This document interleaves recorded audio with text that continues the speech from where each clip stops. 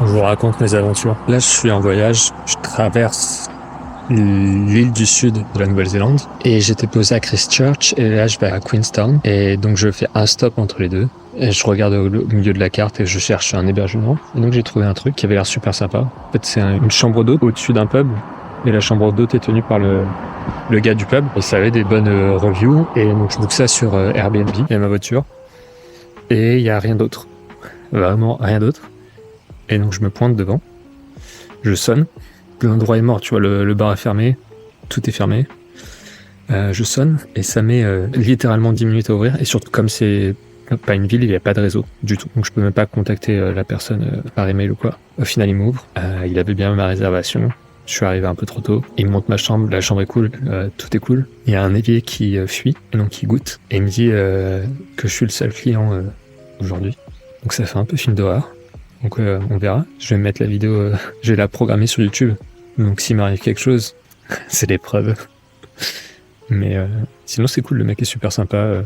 La chambre est toute petite, mais bon, il n'y a rien autour. Il y a un resto à 15 minutes de route. Donc c'est là-bas que je vais aller.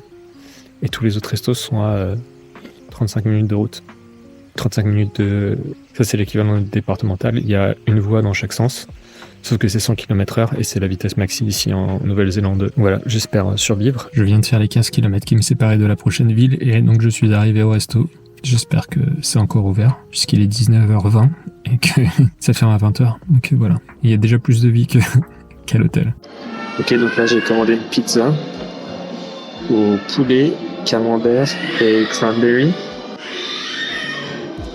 Ils ont un vrai four à boire, mais par contre ils prédécoupent les pizzas.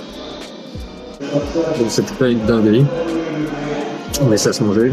C'est juste que la confiture à cranberry, je pensais que ça allait être une sorte de chutney ou un truc un petit peu acidulé.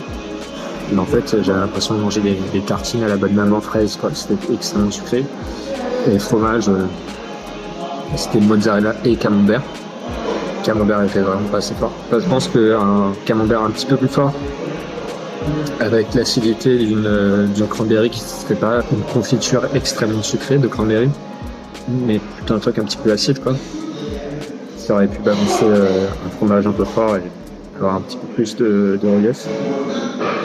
Mais bon, j'ai fini quand même. On monte la chambre de Shining. Bon, c'est tout petit. Les salles de bain et toilettes sont en commun. Mais bon, comme je suis le seul, j'ai toutes les salles de bain du monde que je veux.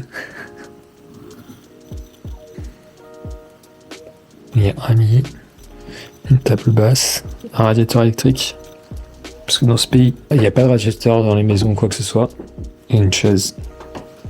Voilà, j'avais fait le tour du proprio. C'est juste les dimensions. Il y a plus de hauteur sous plafond que de largeur ou quoi. Ouais, bonne nuit.